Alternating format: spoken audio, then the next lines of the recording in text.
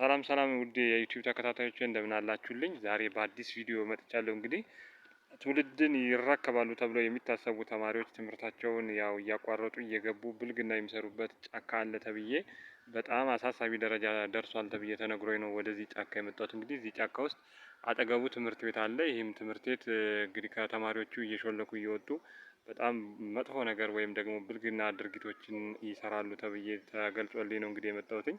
በጣም የሚያሳዝን ነገር ነው ያለው እና ይህ ጫካ ከትምህርት ቤቱ አጠገብ በመሆኑ ቁጥጥር ያስፈልገዋል። ተፈጥሮ ያው ጫካ መኖሩ በአንድ በኩል ጥሩ ሆኖ ሳለ በሌላ መልኩ ደግሞ እንደዚህ አይነት ተማሪዎቹ እዚህ እየመጡ ብልግና እየሰሩ ስለሆነ አንድ ሊባሉ ይገባል። ጫካው ወይ መቆረጥ አለበት ወይ ደግሞ በአካባቢው በሚገኙ ሰዎች ክትትል ሊደረግበት ይገባል። የተማሪዎቹ ሕይወት በጣም አሳሳቢ ደረጃ ደርሷል ተብሏል።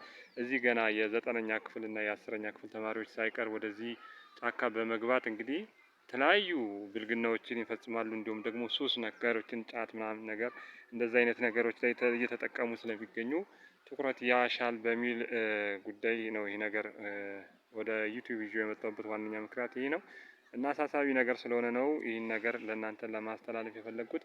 ይታወቃል የቦታው ስም እንግዲህ ቦታውን ተፈጥሮ ብለው ነው የሚጠሩት። ተፈጥሮ ያሉበትን ምክንያት ደግሞ እንግዲህ አንድ ሰው አለ፣ እሱን የምገልጽላችሁ ይሆናል።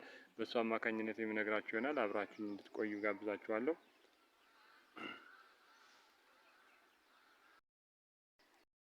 የዩቲዩብ ተከታታዮቼ እንደነገርኳችሁ እኛውን ለሚመለከተው አካል መረጃ ለማድረስ ብዬ ነው ይዤ የመጣሁትኝ። እንግዲህ ቀርቤ ለመግለጽ ትንሽ ስለተቸገርኩ ነው። እዛ ፊት ለፊት ላይ ብዙ አይነት ተማሪዎች ይገኛሉ። እንግዲህ ጠጋ ብሎ ለማውራት ወይም ደግሞ ቀረጻ ላይ መሆኑን ካወቁ ለእነሱም ለደህንነት ብዬ ብዙ መጠጋት አልፈለኩም። ነገር ግን በአካባቢው የሚገኝ አንድ ግለሰብ አለ። ስለ ጉዳዩ የምጠይቀው ይሆናል። እንግዲህ ስለ ትምህርት ቤቱና ስለ ጫካው በጣም እየተወራበት ስለሆነ እንደነገርኳችሁ የጫካው ቦታ ስሙ ተፈጥሮ ነው የሚሉት። ተፈጥሮ የተባለበት ዋነኛው ምክንያት እንግዲህ ተማሪዎች ወደ ሆቴል ወይም ደግሞ አልጋ ፔንሲዮን ሳይሄዱ ወደዚህ ጫካ ስለሚመጡ ቅጽል ስሙ ነው እንግዲህ ስሙ የጫካው ስም ተፈጥሮ ተብሏል። በእነዚህ ተማሪዎች አማካኝነት ነው ተፈጥሮ የተባለው። እስኪ ስላለው ሁኔታ ደግሞ አንድ ሰው አግኝቻለሁ። እሱ የሚያብራራልኝ ይሆናል። ሰላም ነው እንዴ? አሎ፣ እንዴት ነህ? ሰላም አለን፣ እግዚአብሔር ይመስገን። ስለዚህ ጫካ አንዳንድ ጉዳይ ሰምቼ ነበር። ተማሪዎች ትምህርታቸውን እየተዉ እየገቡ አንዳንድ ብልግና እንደሚሰሩበትና እንዲሁም ደግሞ በቃ በብዙ ሰው እየታወቀ ችላ እንደተባለ እየተገለጸልኝ ነው። እስኪ አንተ የአካባቢ ሰው እንደሆንክ ሰምቻለሁና ተነግሮኛል። ስላለው ሁኔታ አስረዳኝ እስኪ። ብዙ ጊዜ በትምህርት ሰዓት ተማሪዎች ትምህርት ሳይገቡ ተቀያሪ ልብስ ምናምን ይዘው እየመጡ ዩኒፎርማቸው ምናምን ሲቀይሩ እናያለን። ዩኒፎርማቸው እዚሁ ጫካ ውስጥ ማለት ነው? እዚሁ አሁን እዚህ አካባቢ ስለሆንኩኝ ከሩቅም ምናምን አያቸዋለሁ። እሺ። ከዛም በኋላ ልብሳቸውን ይቀያይራሉ። ልብሳቸውን ከቀያየሩ በኋላ ስታናገራቸው እኛ ተማሪ አይደለንም ምናምን ይላሉ። ወንድ ሴት በቃ ጥንድ ጥንድ የሆኑ ነው በብዛት እንትን የሚሉት። አንዳንድ ጊዜም ወንዶቹ በዛ ሴቶቹ አነስ ያላሉ። በቃ በግሩፕ እየሆኑ ይመጣሉ ማለት ነው። ይመጣሉ። ስለዚህ ትምህርት ቤቱ አስተዳደሩ ወይም ደግሞ ዳይሬክተሩ ስለዚህ ጉዳይ የሚያውቁት ነገር የለም? የምን ትምህርት ቤት እንደሆነ ምን ታውቃለህ? አሁን ሁሉም ትምህርት ቤት ተመሳሳይ ነው ዩኒፎርሙ። ኦኬ፣ አጠገቡ ትምህርት ቤት አለ ስለተባልኩ ነው። አለ ትምህርት ቤት፣ ብዙ ትምህርት ቤቶች አሉ በዚሁ ዙሪያ፣ በጫካው ዙሪያ።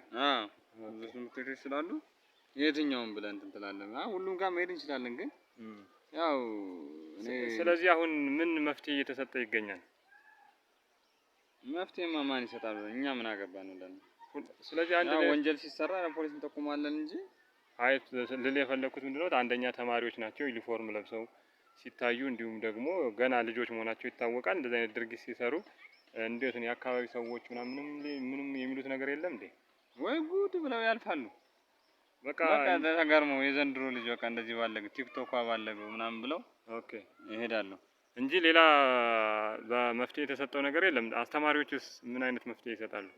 ምን ያውን ሰዓት አስተማሪ ራሱ ቀይሮ አይመጣም ብለን ነው። በጣም አስቸጋሪ ነው። እንግዲህ ውድ አመሰግናለሁ ስለሰጠኝ መረጃ። ውድ የዩቲዩብ ተከታታዮቼ ያው እንደነገርኳችሁ ይህ ቦታው ተፈጥሮ ነው የሚባለው። አጠገቡ አዲስ ተስፋ የሚባል ትምህርት ቤት አለ። ነገር ግን ተማሪዎች ተስፋ ሳይሆን እያዩ ያሉ ተስፋ የሚያጨልም ነገር ነው። ከእንደዚህ አይነት ነገር ልጆቻችሁን ለመቆጠብ ያክል እንግዲህ ቦታውን ልታውቁት ትችላላችሁ። ተፈጥሮ በሚል ቅጽል ስም ነው የሚታወቀው። አዲስ ተስፋ ትምህርት ቤት አካባቢ ያለ ጫካ ነው። ተማሪዎች ብልግና በጣም እየተስፋፋበት ስለሆነ ወላጆች ይህን ነገር አውቃችሁ ልጆቻችሁን መምከር፣ እንዲሁም ደግሞ አስተማሪዎች ይህን ጉዳይ ክትትል በማድረግ ጥበቃ እንዲደረግለት ስለ ጫካው አንዳንድ ነገሮች ወይም ደግሞ ቁጥጥር እንዲደረግ ማድረግ ይኖርባቸዋል። ለማንኛውም የዩቲዩብ ተከታታዮቼ ዛሬ ይዤላችሁ የመጣሁት መረጃ ይህን ነበር። እንግዲህ ጫካው ግን እጅግ በጣም ደስ የሚል ቦታ ነው ያለው። በአግባቡ ለሚጠቀምበት ሰው ደስ የሚል ነገር ነው ያለው እና እኔ አጋጣሚ እዚህ ቦታ ስመጣ ያው ቀረጻ እያከናወንኩ ባለበት ሰዓት ነው ይህንን ኢንፎርሜሽን የተነገረኝ። ጫካው በጣም ያምራል፣ ደስ የሚል ቦታ ነው።